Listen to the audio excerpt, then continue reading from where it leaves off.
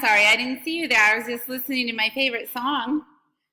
Just kidding, sorry. If you were at violin in 7th grade, you might be familiar with the good old scientific method song. It's a little bit catchy, don't lie, you're gonna have it stuck in your head. But this song, I am gonna let it play a little bit, get excited, because it's gonna introduce today's very important concept, which is the steps of investigating something in science. So check this out for a minute. Record all the things that you found. Then you ask a simple question, something that you want to learn. Then you form a hypothesis to explain what you observe. Then you make a prediction about how it's gonna go. Do a test with a control and a variable. Then you analyze the data and draw a conclusion to the scientific method to avoid all confusion. Make an observation, ask a question, form a hypothesis and make a prediction, do a test or experimentation, analyze data and draw a conclusion. Make an observation, ask a question, form a hypothesis and make a prediction, do a test or experimentation, analyze data and draw a conclusion. All right, I will let you finish the rest on your free time. If you didn't know this, in Schoology with my Bitmoji classroom, there's a link that says YouTube, and it has all of my science videos there. So whether you think I'm a nerd or you like them, you can get to them through Schoology. Today, we're going to be going through our scientific method vocab. And I just want to say up front, if we were in class together, this would be a game. We'd be playing some bingo, we'd write out our vocab words, and then as we fill in the definitions, it would be a fun game. We don't have that right now, but at the same time, this is some really important vocab that I think we need to know, and we're going to look at it together. So you should have something called the scientific method vocab in your Schoology. If you do not have that pulled up, I would like you to pause my video, go find in Schoology scientific method vocab, because I'm going to be sharing my answers with you. I'm going to give you my filled in form. This is due as a grade. So I do want you to go in and type the definitions as I'm talking. There's a beautiful button that I just mentioned called the pause button. So if I'm going too fast, if you're like, Miss Mandarich, stop talking, I just want to write this down, you may push pause at any time, and you can do that, okay? But before we start filling this out, remember, have your student note sheet, and I want to do a quick little example for you.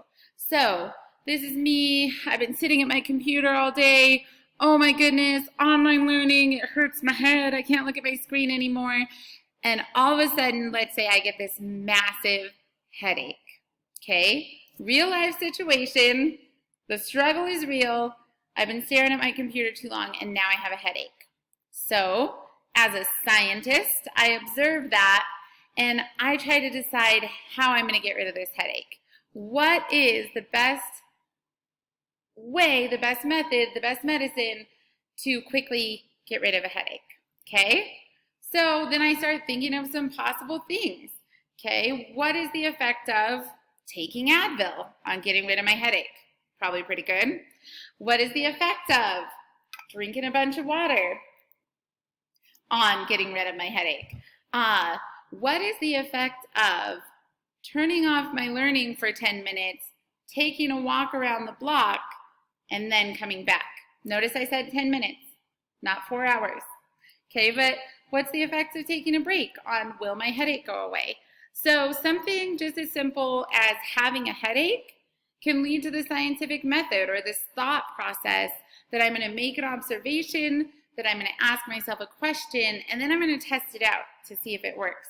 So we're going to go through our vocab today. Having this vocabulary will help us in the future with activities when we're in person and we get to do labs, or even now online where you can do gizmos and activities that are like an online lab. So let's get going. Here is my filled in vocab. So you'll notice you have your student sheet. It should say student note sheet at the top. And now I have my filled in one. So you guys are smarter than me. Maybe you can have this on one tab and fill in your vocab on another screen. Maybe you can print it out and write in your vocab. I would be totally okay if you wanted to type this on the student sheet and submit it in Google Docs, or you could write it out and email me your vocab. I am good with either one. Okay, but I'm going to go through some of these. So the first thing we said is we make an observation. So make an observation. That's from the song. You're welcome. An observation is the information we gather with our five senses. So it doesn't have to be just something you see. You could be like, it smells really bad in my fridge. What is the effect of cleaning out last week's takeout food on my fridge smelling better, right? So it could be smell, it could be taste, it could be sight, it could be hearing, it could be touch, any of your senses. But an observation is something we notice, something we observe and take in from our environment. From that, I'm going to skip a couple and come back. We form a problem, okay? So we're going to call this the SOP, statement of problem. SOP, statement of problem, okay? And in science, we want to ask a question or state a problem that is answerable, that's a word, through an experiment that we can actually show and actually prove the effect of one thing on the other.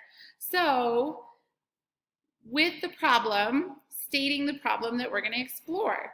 So what is the effect of IV on DV? And IV means independent variable, DV means dependent variable. Okay, so we've talked about an observation, then we ask a question. That's the statement of problem.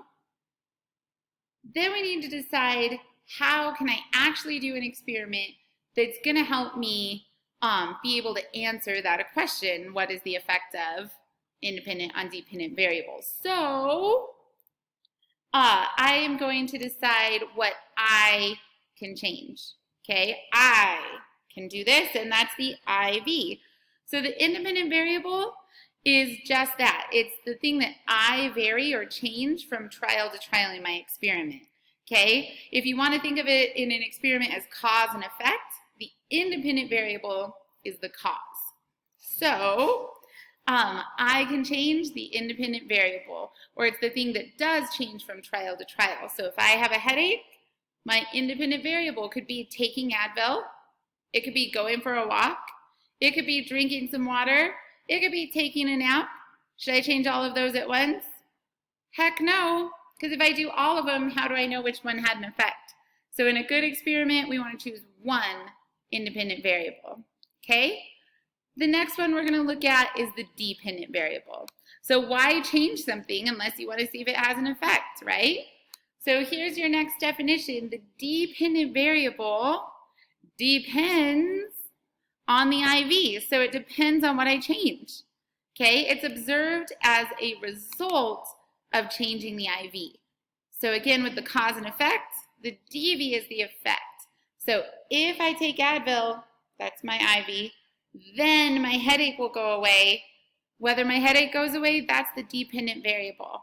Okay, sometimes you hear people call the DV or the dependent variable the responding or the resultant variable, and that's exactly what it is. It's the result of changing your independent variable. So I'm going to leave this up here for just a second. We have observation, independent variable, dependent variable, and statement of problem. This would be a great place to pause the video and make sure that you wrote or typed those 4 definitions in.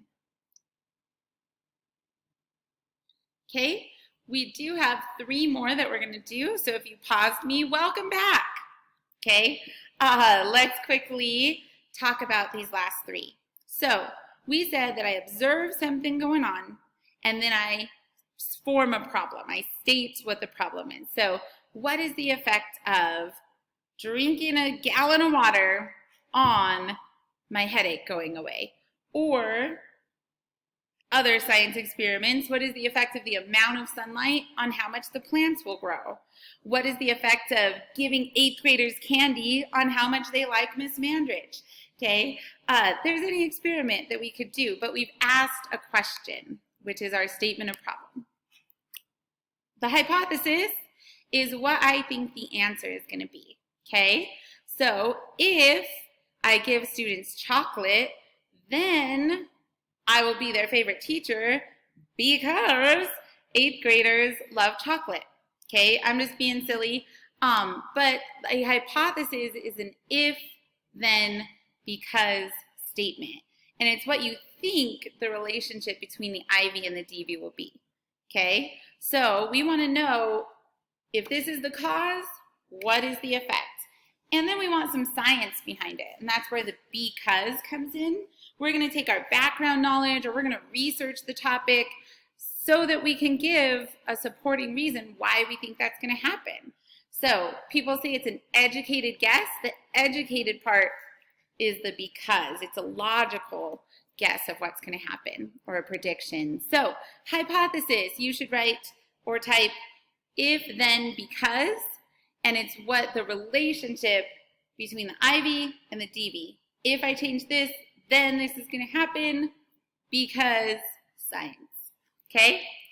The last two definitions I'm going to give are qualitative and quantitative results. Remember, this is just our vocab. I'm going to go back and do a lot of examples and experiments with you guys of IV, DV, hypothesis, but let's finish our vocab, right? Because we got to turn it in to Miss Mandarich this week. So when we're doing an experiment, we have qualitative and quantitative results. So if I have a headache and I'm going to measure if it goes away, that's kind of qualitative because I feel better. My eyes are not throbbing anymore. Those are things that I notice that are qualitative. A quantitative observation would be when I took Advil, the headache went away in 20 minutes. When I went for a walk, the headache didn't go away for 2 hours. So those are things that have a quantity or a number with them. So qualitative results describe what's happening in the lab, but it's not measured, so a quality or a property. So the chemicals turned purple, or the solid melted to a liquid. Things that you can observe, and they're important, but they don't have a number with them. It's not something you could get out a tape measure or a timer and measure, okay? So you'll see I put the beginning of the word in red because I think of a quality, right? A quality is a property or a characteristic of something. So when I'm describing the qualities of something, that's a qualitative result, okay? And then a quantitative result has a quantity in it. So we are like in 8th grade math. We know that quantity means numbers, right? So a quantitative result is an observation during a lab that has to do with a number or a measurement. So if it's 20 milliliters, if it is 30 seconds, if it is 200 yards, those are quantitative results. Just when you thought that you were done with your vocab, I forgot that mine went on to the second page. I'm not sure how yours did now that you're typing in your vocab on the student sheet, but there's just 2 more. We could do that. Okay, the next one is a graph. We've all seen graphs, right? Graphs are a visual representation of the data. So we can have a bar graph. Okay, Miss Mandarich. A line graph. Sorry, my brain went off for a second. We could have a bar graph, a line graph, a pie chart, a pictograph, but it is a visual way to see the data, okay? When I was in elementary, I loved making graphs, and I had no idea what they meant. But the reason they're important in science and in the scientific method is they show us the trend. They show us the relationship between the independent variable and the dependent variable. So let's take our beautiful little plants outside, and I'm looking at the number of hours of sunlight, okay? If when I increase the amount of sunlight, then the growth of the plant increases, I can see that as a beautiful little line on my graph. And it tells me there's a relationship between the amount of sunlight and the growth of the plant. So graphs are actually super duper important because they show us the trend or the pattern